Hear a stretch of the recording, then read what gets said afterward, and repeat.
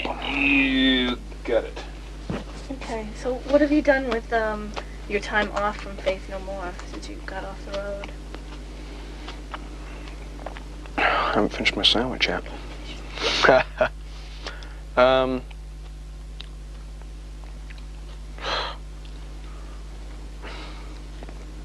Since we've been off, I've been a complete slouch. I haven't done anything. I'm way behind. I haven't even cleaned my house since I just pretty much gave up on a lot of things. One thing I've probably done most of is watch this TV evangelist named Robert Tilton. And he's since then become one of my favorite people in the world, and I really want to meet him someday. He comes on like every night. I don't know what the deal is, man. I can't stop watching him. I've taped every episode. I had like 3 months of Tilton on tape.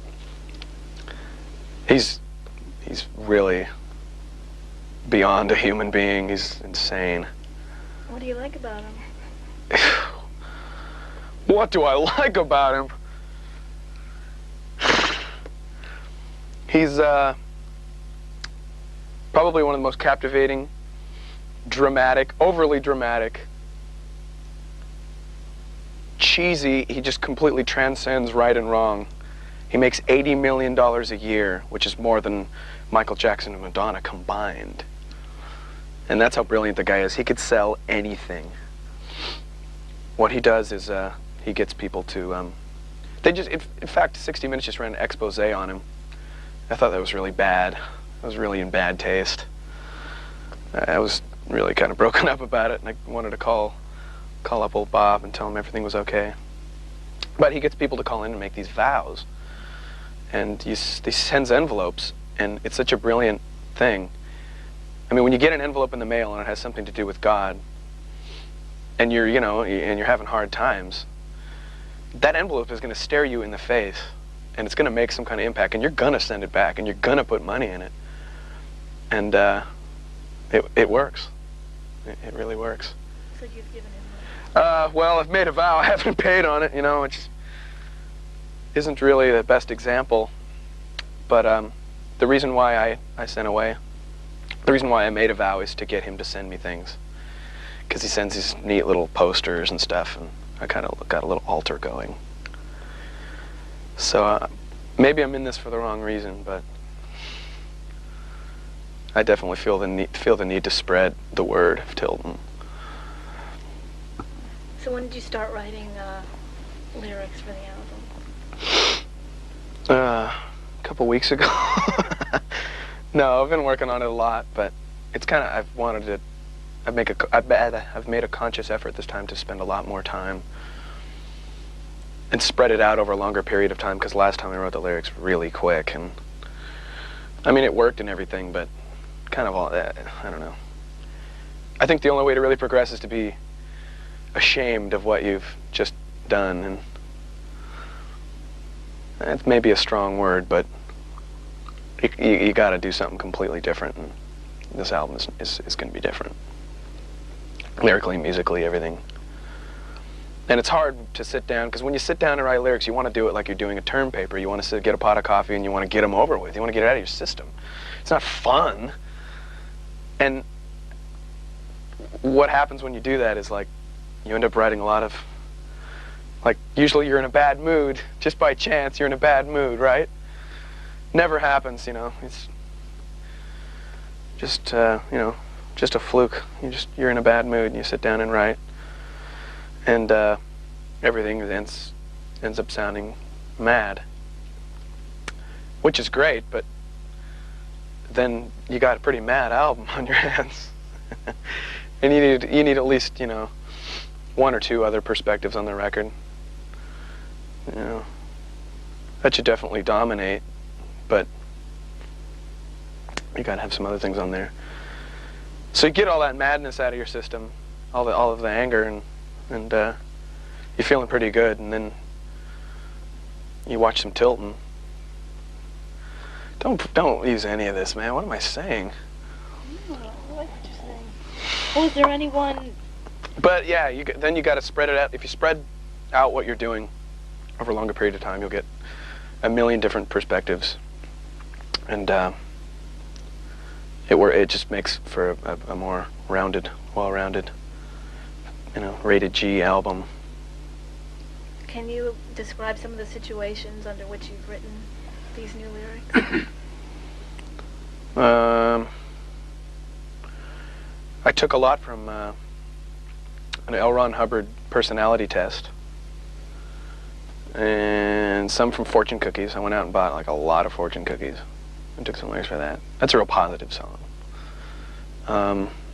Another one, I'm kind of inspired by this new neighborhood I moved into, just really white trash, disgusting neighborhood where all these creeps walk around, and I was kind of inspired by that, so I just sat in my car and watched people.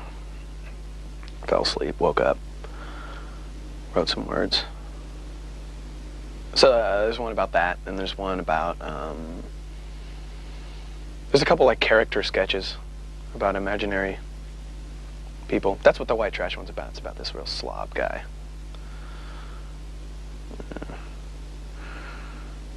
What are some Kind of identify with him.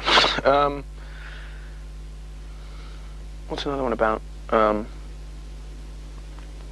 sorry. There's a few about sex. Can't really avoid that one. Yeah. For me right now, sex is a little kind of like music. You kind of got to get as far away from it as you can. And the farther away that sex is from sex, that's great. The better it is for sex. And I'm making some sense here, huh? So, yeah. So at this point, are all the lyrics written, or are they sort of... No, there's a couple that aren't. That'll probably write in the studio. What else has inspired me? I'm sorry, I was totally on a certain train of thought. That's okay. Why don't you pick some of the songs and Try it. we have the song done and explain how it evolved, how it started out lyrically, Ooh. and where it is now. Well, most of the songs don't start out lyrically. They usually start out with a bass drum kind of thing. And there's usually like a keyboard thing that kind of comes over the top of it. And then maybe an idea of what it might be about. That's really, actually, I'm lying, man. That's the last thing. Words and a title. The title is absolutely the last thing. And to a lot of people, that's like the most important thing, like the title of the song. But usually our titles have nothing to do with anything. Title's supposed to be like a little exclamation point on the end of, the sentence, and it's supposed to like sum everything up, but we kind of don't do that. But,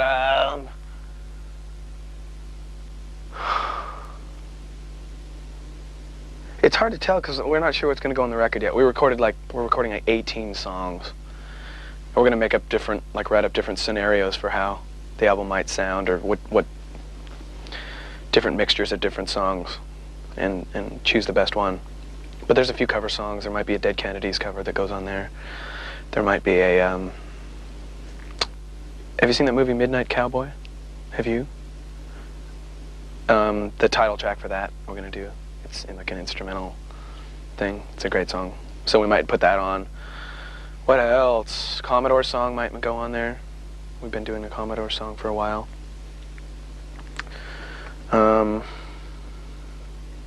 We might re-record an old song. Or we have recorded it, but that might go on. We kind of don't know. It's a really old song called As the Worm Turns. And we're actually going to do 8 more versions of that song, Epic. Different remixed versions. We're going to have Hank Shockley come in, remix it a few times. No, we're not. Who's Hank Shockley? This rap dude. This total stud. Makes everything sound heavy. Okay.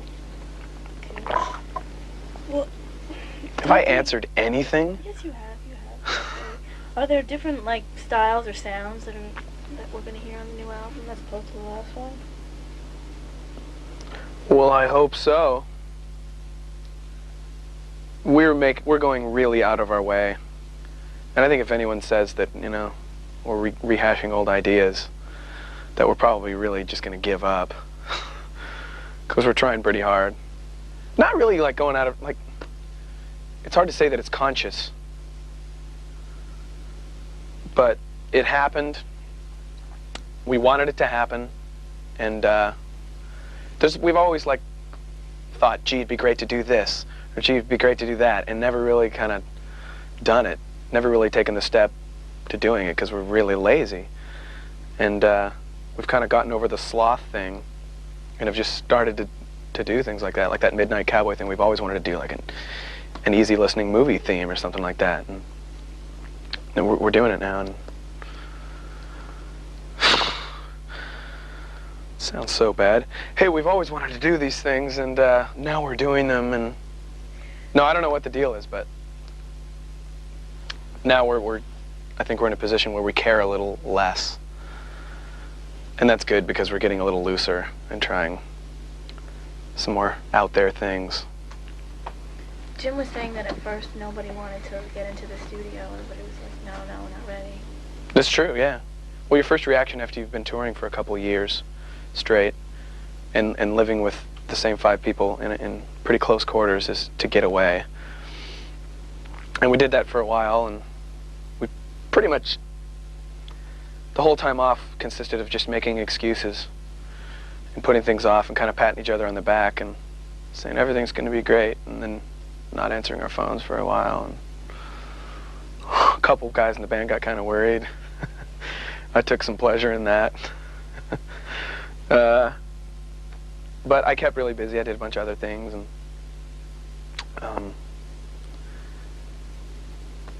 kind of got that out of my system, and now it's kind of time to go back to work again.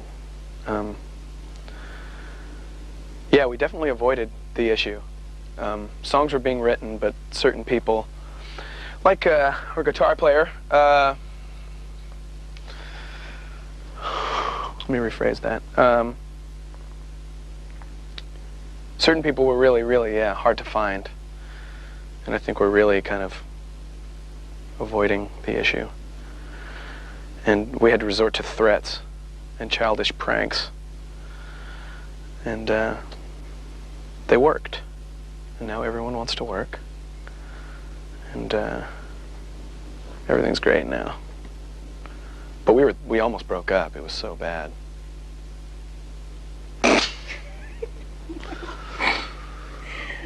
How has your role in the band has it changed?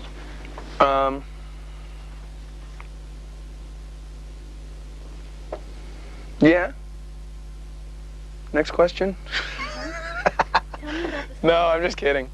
I've definitely been more involved in the songwriting process this time around, because last time they kind of wrote all the songs and I just came in and wrote the words, and it was kind of sterile.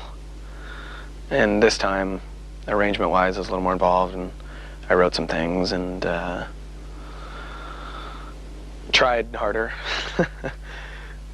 And definitely spent more time on writing words. And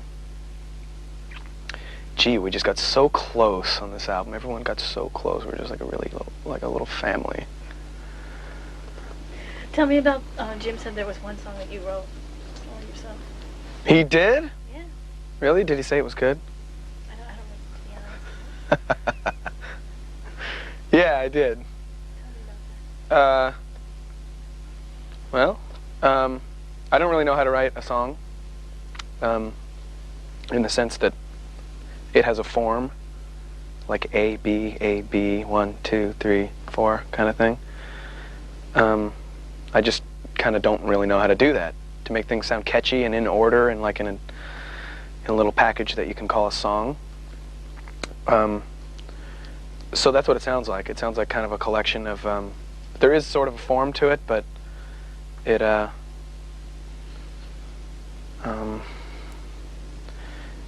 it's nothing you can really hum.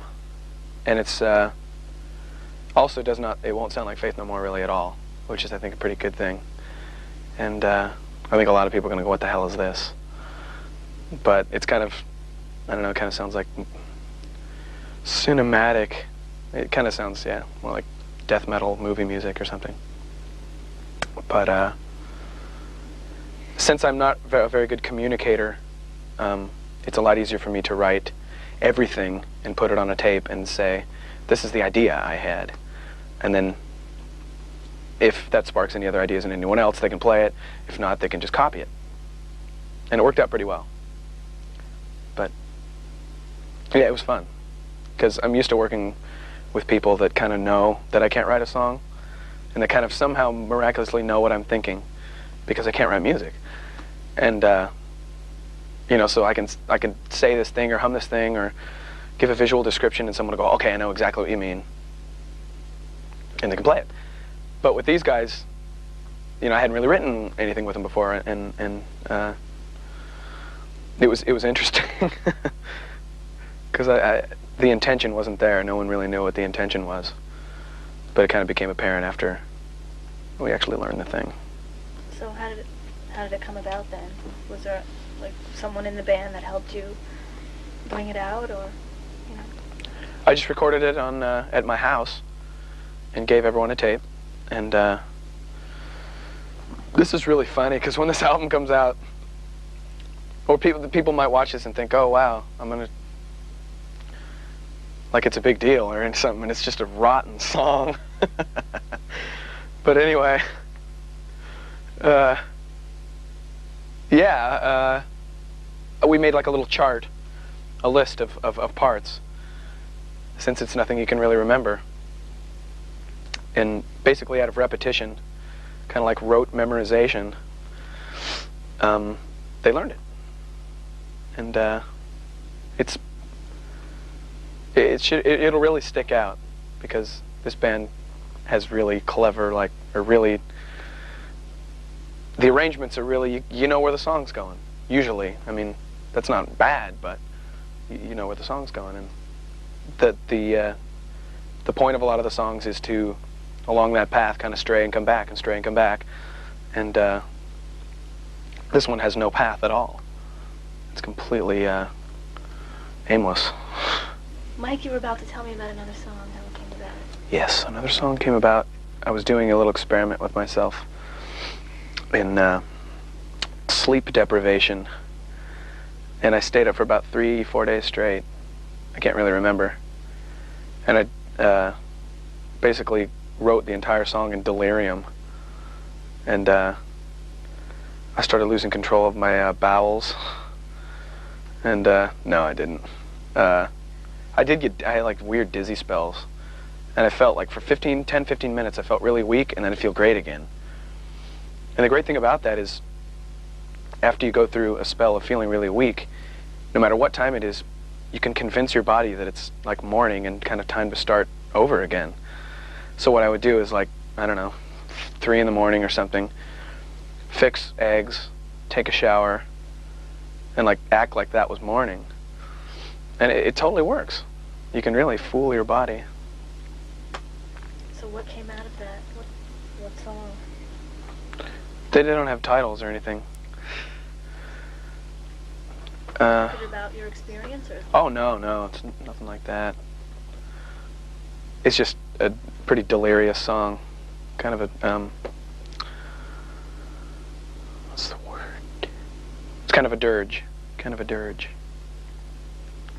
droney, kind of funeral-y thing.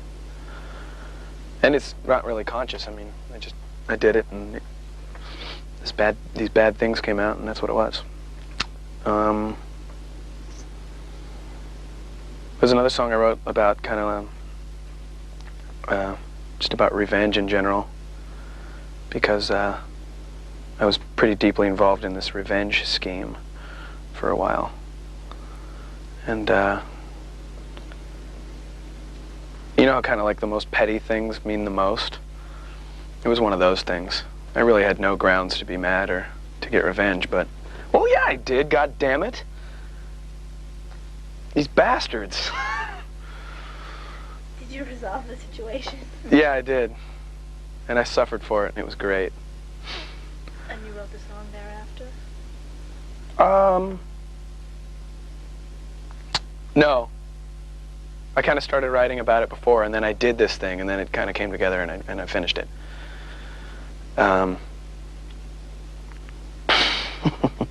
It got really elaborate and really ugly, and I really kind of took it to a different level, that made no sense at all. I mean, it really got irrational. Vocally, has your style I vomited. changed? Vocally, do you know what your style is going to be yet for this album? Or for certain songs? Yeah, hopefully it'll just change a lot. I hope. Well, so far, we've just done demos and stuff, and I've kind of rather than having, I don't know, rather than having a whole style for a song, it's gonna with each new section, I kind of try and have a different thing. And a lot of it's just imitation. There's this part that I do this Tibetan monk thing, this drone chant thing, and I don't know what I'm doing or anything, but I listened to the CD and I started copying it, and so a section happens there, and then there's a part where I do this Arabian thing, of course, and I don't know what the hell I'm doing. And then there's a part where it's a regular kind of I don't know, a singable melody, and then a yelling thing. I think there probably in general will be a lot more yelling on this record, actually. A lot of the songs are a little more prone to scream over.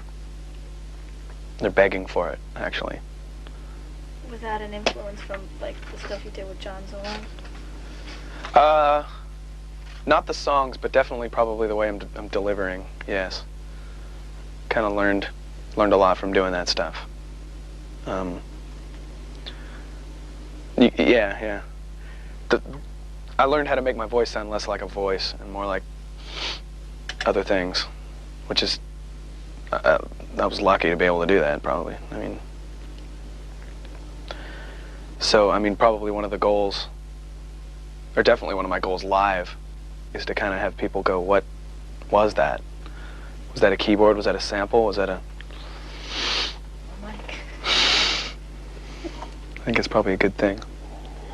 How would you say the bungle stuff influenced you with this new album? Probably just put a lot of anger into the lyrics.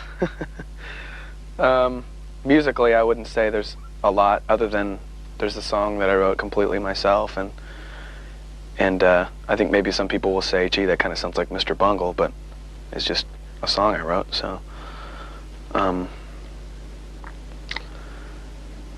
Yeah, I don't think it really, there's still a pretty big distinction between the two bands, I think.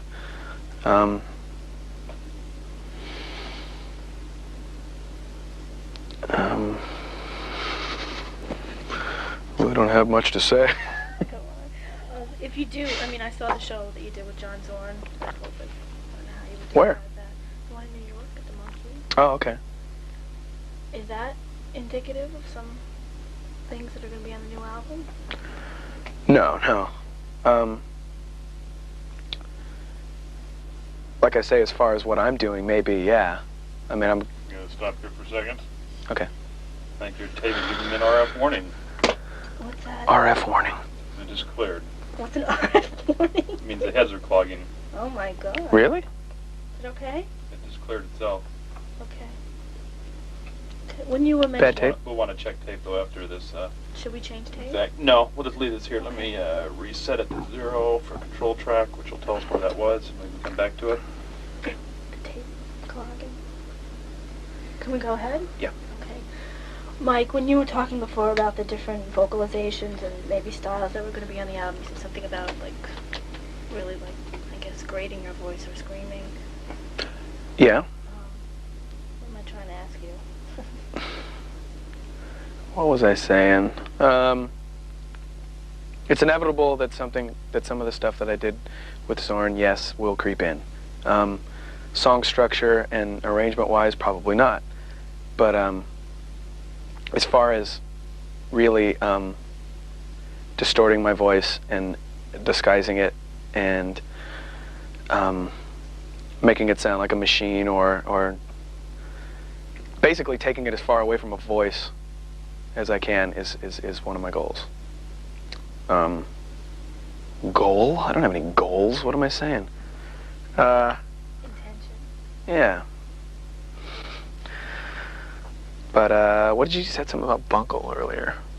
About? How is the stuff you did with Bungle? How has that influenced this? Oh yeah. You're writing on the new album. Probably the fact that we work in such spurts.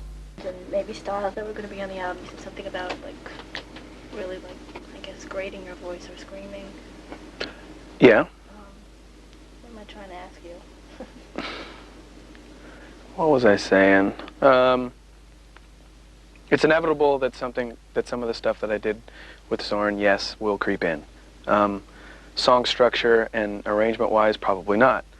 But as far as really distorting my voice and disguising it and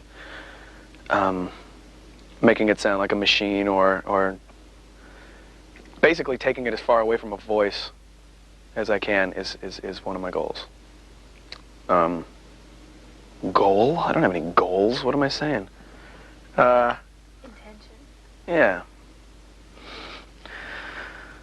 But what did you said something about Bungle earlier? About? How is the stuff you did with Bungle? How has that influenced this? Oh yeah. You're writing on the new album. Probably the fact that we work in such spurts affected the way that I write lyrics, which is also in spurts. And the fact that along with Mr. Bungle comes a lot of frustration also will seep in. How has it influenced the other guys? In this band? Yeah. Oh, geez.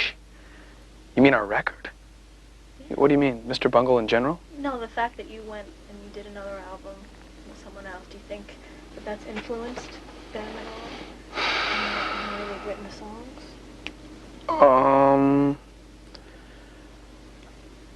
That's a toughie.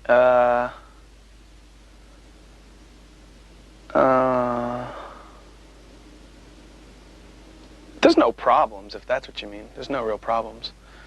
We're not the best communicating band in the world. And sometimes, you know, problems arise that way. But since it's such a weird situation, everyone involved is kind of prone to rumor or insecurity or paranoia. Things like this, little things like this, have a lot more bearing. And usually, if something like that happens, you just got to nip it in the bud, and then it's over. But I'm sure a lot of people, you know, or at one time, a lot of people in both of the bands or organizations were a little wary of what was going on. That's fine by me. You spoke about a vocalization that was like a Tibetan monk. Is that the part that Roddy was working on before? Yeah, actually. Can you say that so then I can put the two of them together?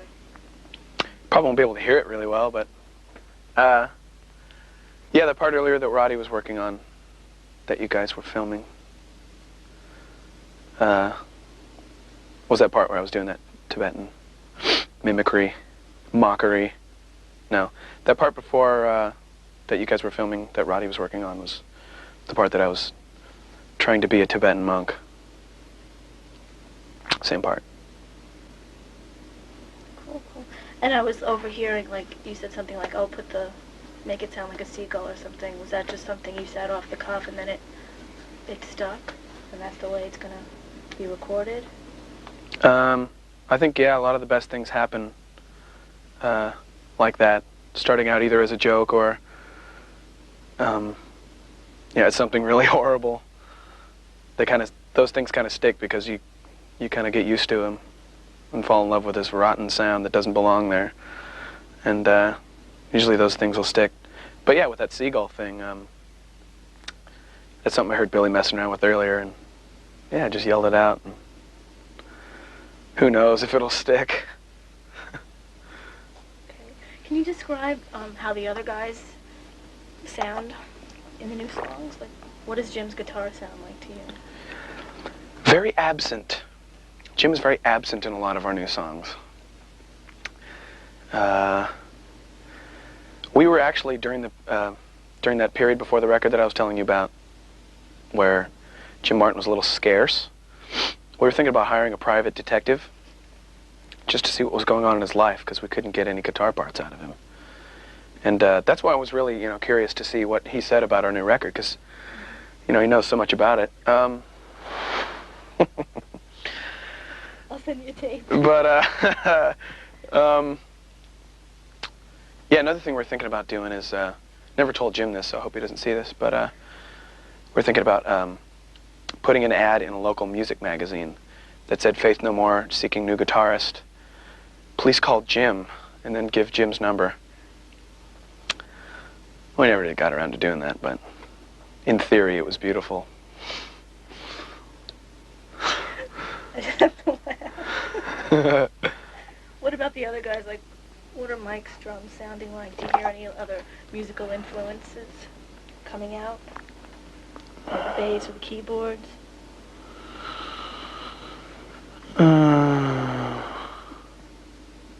Hate to point fingers, but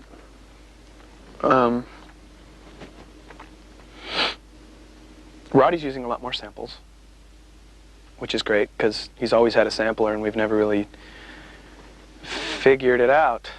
But live he started using a lot and they worked great, and it's just a whole new, you can add so much with stuff like that. So much. And I think that's going to really thicken things up.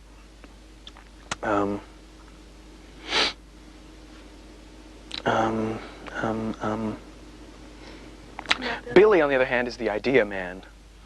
He he's been coming up with some really great ideas. Like, he has a really good ear for arranging and definitely for making things sound really big and cavernous. He's the guy to go to if you want that kind of sound. No. How about Mike?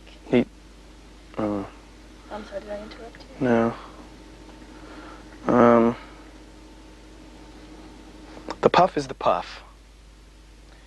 He, trying to think of what's going on in his personal life that I could tell you. If you like that too much. Sure he would. He's been a little secretive, so I'm kind of suspicious of him.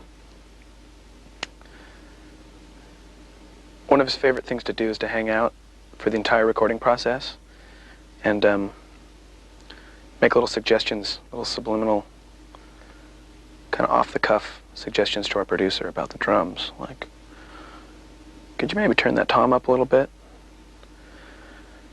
And all those little things kind of add up to a overall louder drum sound on the entire record. It's kind of a sneaky thing, but it works.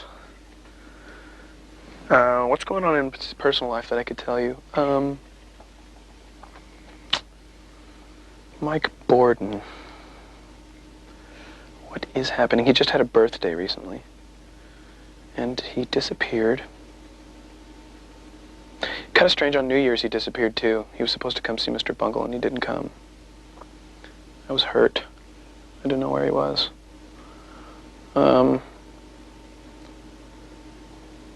Everyone else, Bill and Roddy, in their personal lives, have both discovered this thing called Escrow. And they're really into it. And me and Mike Borden are kind of flirting with it, but these guys have dove head first into Escrow. And no one really knows what it is, but it's this process that you get into when you're negotiating for a house. And no one really knows what it is, seriously. We all have this, like, real estate agent guy. And he rattles off a lot of terms that we don't understand, that we act like we understand. And escrow is one of those terms. And Roddy and Bill are in escrow right now. Where are you living now? I live in that white trash area I was telling you about, where nothing really happens and creeps walk around. And whenever someone drives down the street, or every time a loud noise is made, you can see, like down the whole block, these little people opening their curtains, looking out, and you just see shadows of people looking out, and then they close their curtains. So it's really great going out like 2 in the morning and like making a loud sound and just seeing how many people look. It's kind of good. But it's a real like family kind of area. It's really disgusting. It's fun to live out there. It's out by the beach. It's called the Sunset. But it's always foggy. What else about the Sunset should I tell you?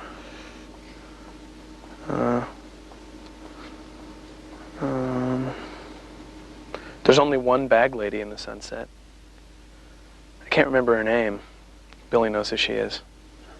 Shouldn't have brought it up. Do you really want to know about this neighborhood? Sure, especially if it's influencing your writing. Not really, but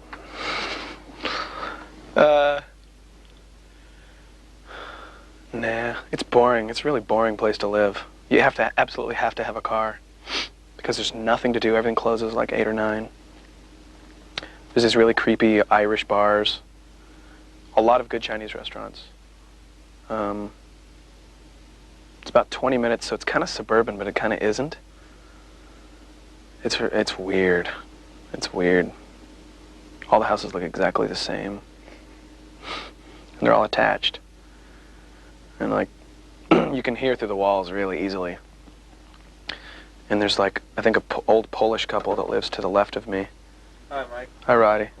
Hi. Hi. How's it going in here? Just told everyone about your escrow. You did? Uh-huh. Good. I don't know what it is. I didn't tell them what it was, because I don't know. We're almost done. Are you all waiting? No, I was just curious what you're all up to. And how the hell you can hear through the walls. Yeah, and there's this Polish couple, this old Polish couple that lives next door. I gotta go, sorry. And there are these hippies that live to the right of me, man. They're so bad.